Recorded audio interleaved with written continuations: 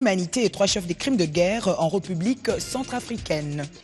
Et puis, Ladislas Ntangazwa a été remis ce dimanche par le gouvernement congolais au comité de suivi des tribunaux pénaux internationaux des Nations Unies. Il appartient à présent à cette instance de le juger dans un lieu où elle jugera nécessaire.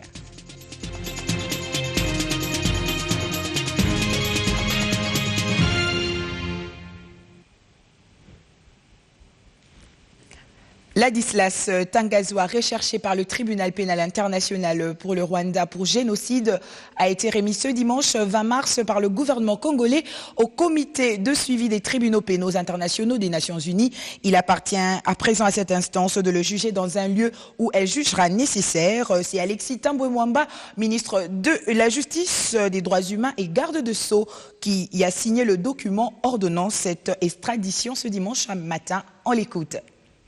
Monsieur Ladislas Ntangazwa se trouve dans ce véhicule.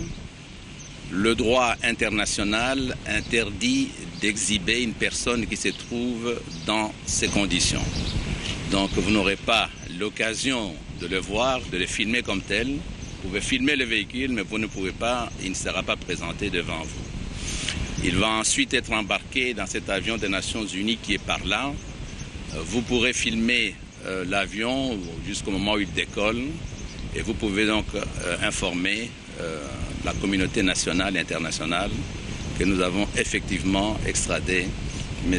Ladislas Ntangazwa. Je vais signer maintenant l'autorisation de cette extradition. Cette signature est indispensable, faute de quoi il ne peut pas partir. Le représentant du mécanisme du tribunal pénal international va également signer. Le greffier qui lui se trouve à Arusha avait déjà apposé sa signature puisqu'il n'est pas présent avec nous.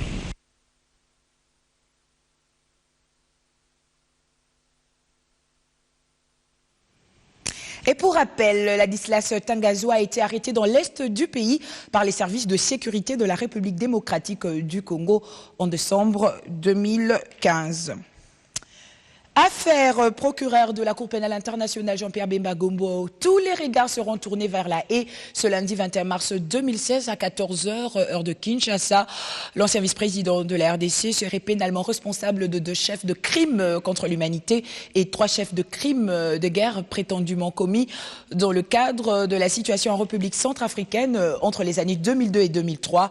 Affaire qui fera objet du verdict de demain à la Cour pénale internationale. Le rendez-vous est donc pris.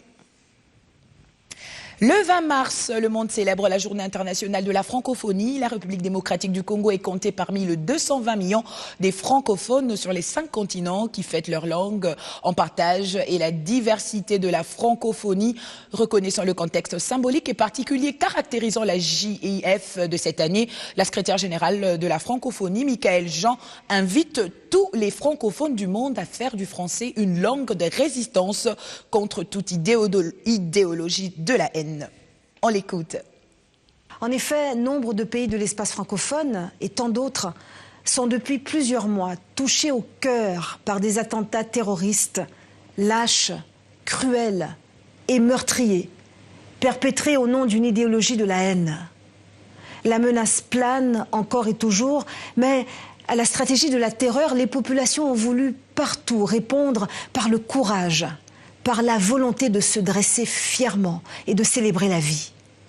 Les frontières sont tombées, du Mali à la France et à la Belgique, du Cameroun à la Tunisie, du Niger au Canada, du Tchad à l'Égypte, du Liban à Madagascar, du Burkina Faso au Québec et à la Suisse, du Vietnam au Burundi et à la Roumanie. Les messages de solidarité sont venus sur tous les continents se mêler. Alors, saisissons l'occasion de ce 20 mars pour faire de notre langue commune une langue de résistance, en redonnant tout leur sens et tout leur pouvoir aux mots qui nous relient et qui nous unissent. Tous les mots nous parlent, mais certains plus que d'autres, parce qu'ils expriment l'essence profonde de la condition humaine.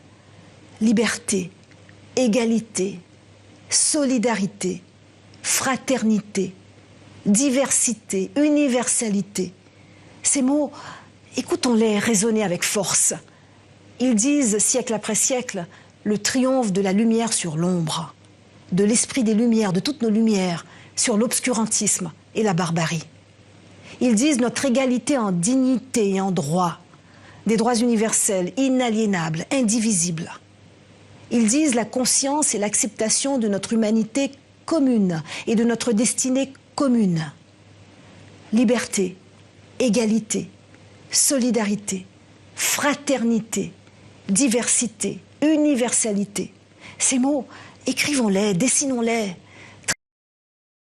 Des écritures et des caractères qui font pâlir le fanatisme et qui effacent la haine. Ces mots, revendiquons-les avec fierté. Chantons-les sur tous les tons, scandons-les sans relâche.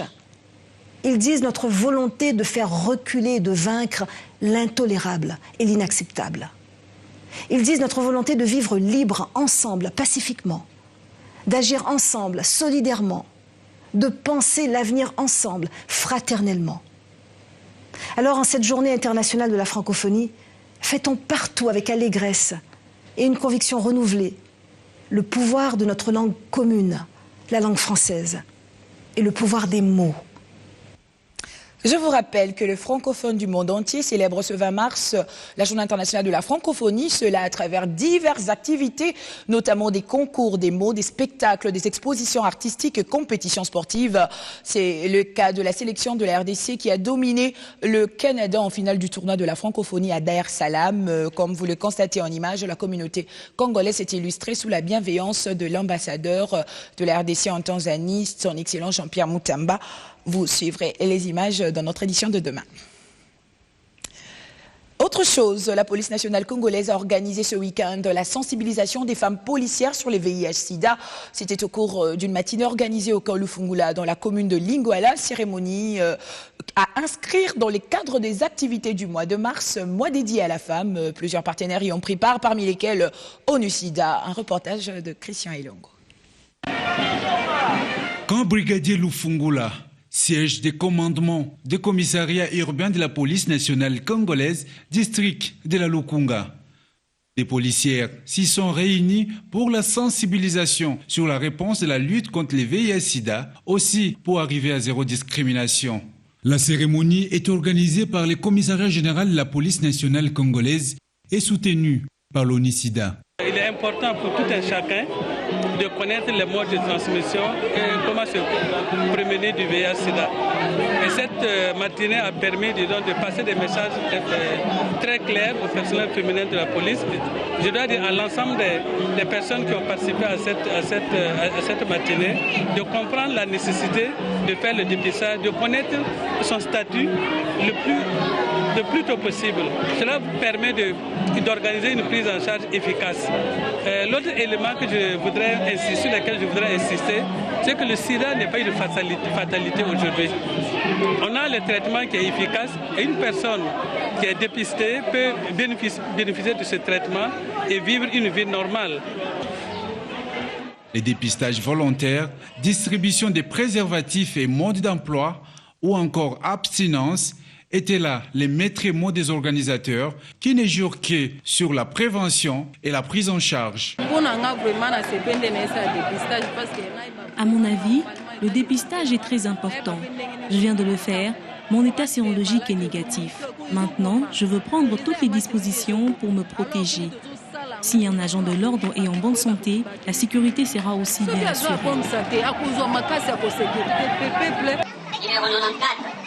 Une policière en bonne santé est très utile pour la sécurisation des personnes et de leurs biens.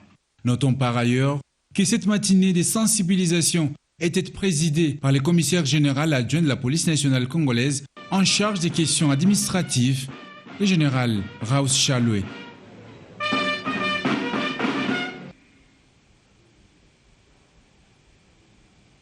Le rendez-vous a été respecté vendredi par le Parti du Peuple pour la reconstruction et la démocratie qui a consacré son 3e café politique du mois de mars à la sensibilisation de la femme par les femmes. Une activité placée sous le thème « Il n'y a pas de paix perdue sans la femme congolaise ». Cédric Ebondo.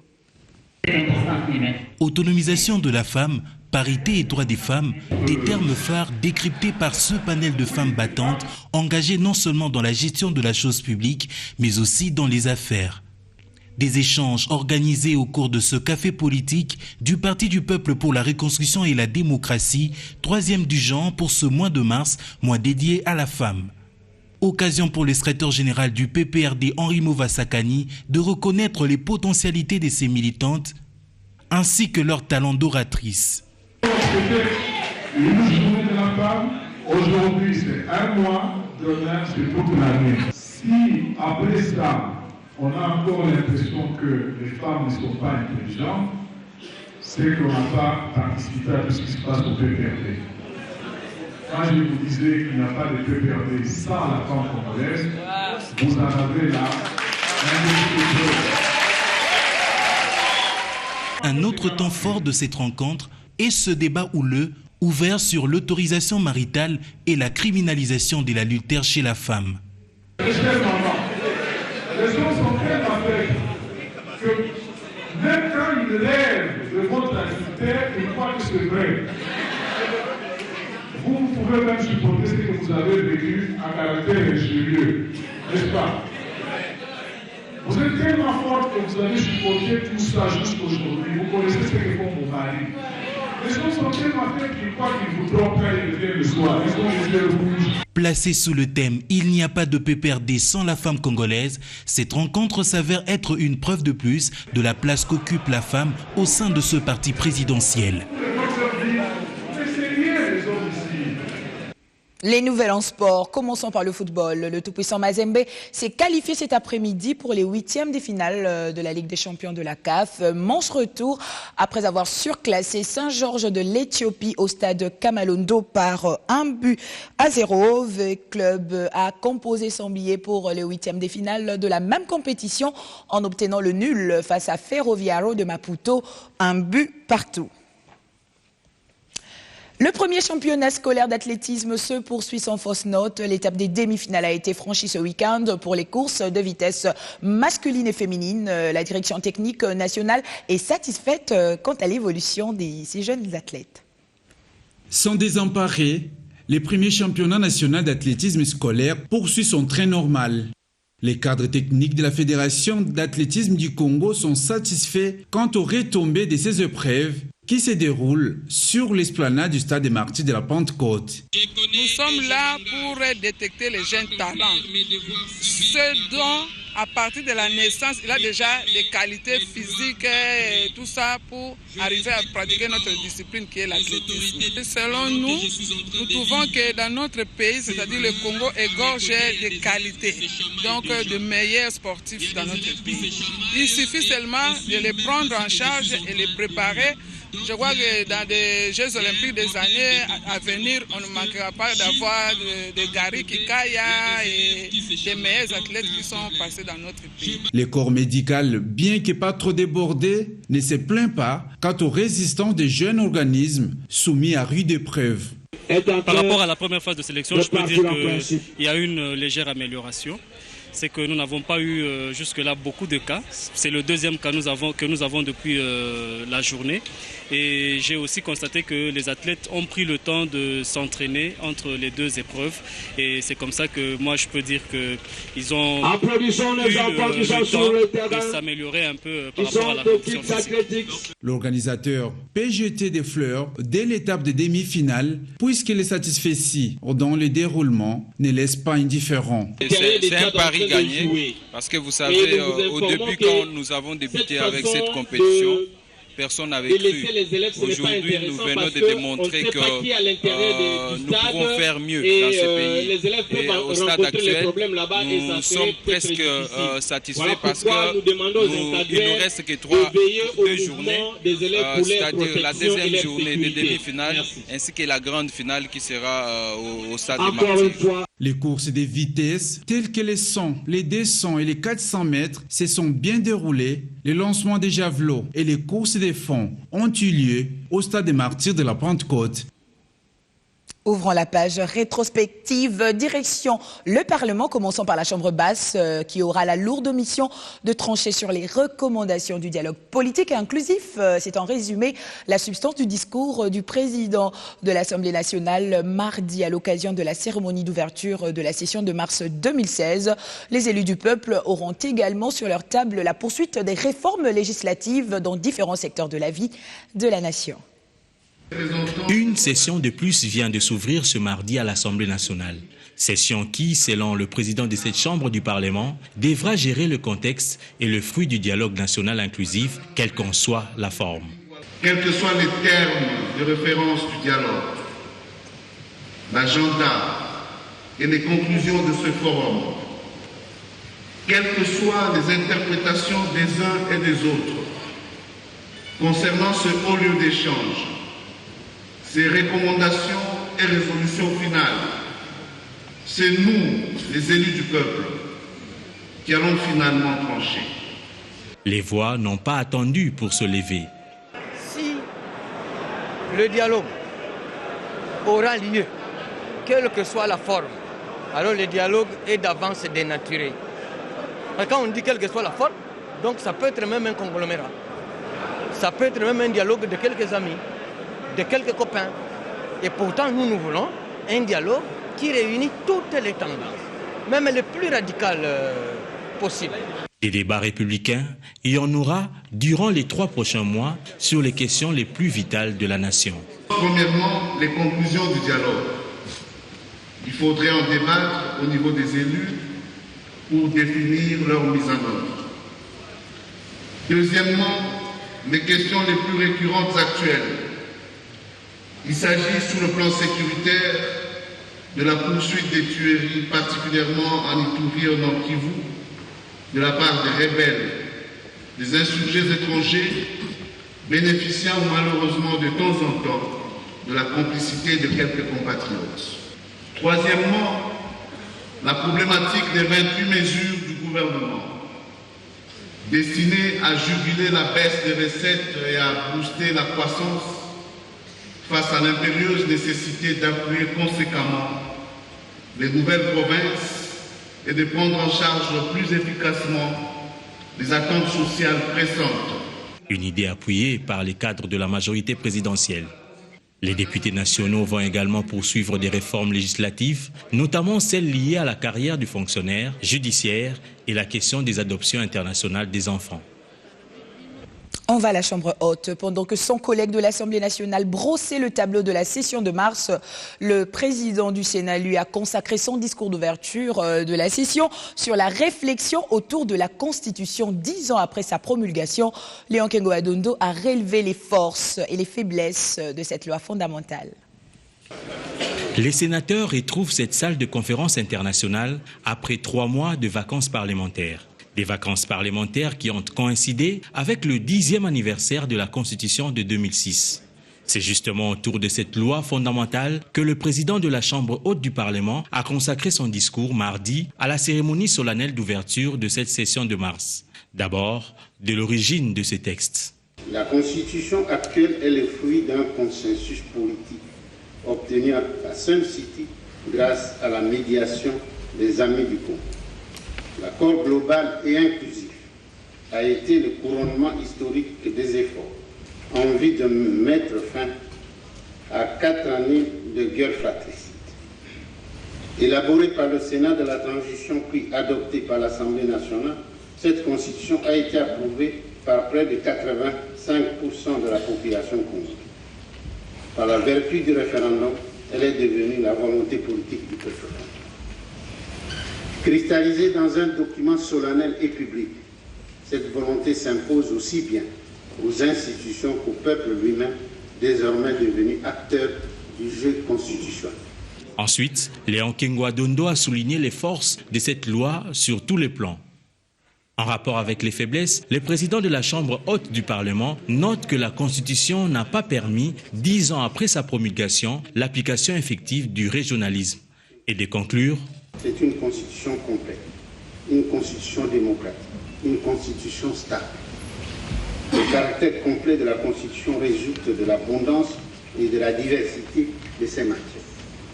sur son caractère démocratique, d'écoute des valeurs qu'elle renferme, le principe de la souveraineté du peuple, l'obligation de conquête du pouvoir par des voies démocratiques, le principe du respect des droits fondamentaux, la forme républicaine de l'État. Les sénateurs devront examiner 13 nouveaux projets de loi et quelques arriérés des sessions passées. L'information est de l'Organisation mondiale de la santé. Un adulte sur 10 souffre d'une affection rénale, soit près de 600 millions de personnes dans le monde. Des chiffres qui pourraient prendre des proportions exponentielles d'ici à 10 ans si rien n'est fait. Et parmi les facteurs favorisant l'insuffisance rénale, l'on évoque également la négligence ou les paludismes mal soignés. L'une des victimes, c'est ces jeunes étudiants, Isaac, qui grâce à une prise en charge précoce a su remporter sa lutte face à une insuffisance rénale aiguë. C'est les dossiers que vous propose votre rédaction avec Cédric Ebondo. Sa guérison, il est dû à une détection précoce de son anomalie rénale. Isaac a gagné son combat face à une insuffisance rénale aiguë causée par un paludisme mal soigné qui l'est terrassé depuis plus d'un mois. C'était la malaria, sauf que j'ai remarqué une sensation un peu compliquée et un peu différente. J'ai d'abord remarqué que j'ai uriné de moins en moins. Les urines avaient une couleur rougeâtre. C'est comme si c'était mélangé avec du sang. Et à part ça, j'ai manqué d'appétit et j'ai vomissé. Après les premiers tests, ils ont vu que j'avais un problème de rein qui était aigu. Une guérison acquise grâce au progrès de la médecine, alors que le jeune étudiant n'avait plus d'espoir qu'un jour qu'il pourra renverser cet état maladif. D'abord, je suis allé dans plusieurs hôpitaux qui n'ont pas retrouvé ça. Je suis venu aux cliniques universitaires. Donc, cette attaque aiguë a fait en sorte que je sois hospitalisé pendant quasiment un mois. J'ai fait le dialyse. La fait de la dialyse, c'est le fait qu'on travaille à la place du rein, parce que le rein était inerte. On devait travailler à la place du rein avec des méthodes modernes. Et c'est ce que j'ai fait avec un cathéter au cou. J'ai fait la dialyse plusieurs fois, 3 fois, et je me suis senti mieux. Aujourd'hui rétabli, Isaac se livre à la lutte contre l'insuffisance rénale. Une mission de sensibilisation qu'il mène désormais aux côtés des personnels soignants du service de néphrologie des cliniques universitaires de Kinshasa qui l'ont accompagné durant sa maladie jusqu'au recouvrement de sa santé. Je n'ai pas voulu être égoïste. Il y a des fois où on s'est dit que j'aimerais qu'elle lui aussi passe par là pour comprendre. Mais c'est plus logique, plus catholique de dire que je vais les prévenir pour qu'ils ne puissent pas passer par là. Donc je me suis senti un peu concerné. Je me suis dit que je ne suis peut-être pas un héros national, mais je peux quand même faire en sorte que mes contemporains ou d'autres personnes puissent éviter cela. Nous n'avons pas vraiment l'habitude, moi personnellement, je n'avais pas l'habitude de tenir en compte ce que je tiens en compte aujourd'hui. Tout ça, c'est parce que je suis passé par cette maladie. Isaac et son équipe de sensibilisation se mettent également au pas de la sensibilisation du paludisme mal soigné, facteur favorisant l'insuffisance rénale. Des renseignements qui démontrent la présence du Plasmodium falciforme, microbe à la base de la malaria, qui perturbe le processus de filtration des urines opéré par le rein régulateur de l'eau dans l'organisme. C'est sur ces dossiers de Cédric Ebondo et d'Emma Mbaki que nous refermons complètement cette édition dominicale. Merci de votre fidélité renouvelée. Plus d'infos au www.bon-tv.com ainsi que sur notre page Facebook. Excellent début de semaine à tous sur les ondes de la télé de l'excellence dans la simplicité. À bientôt.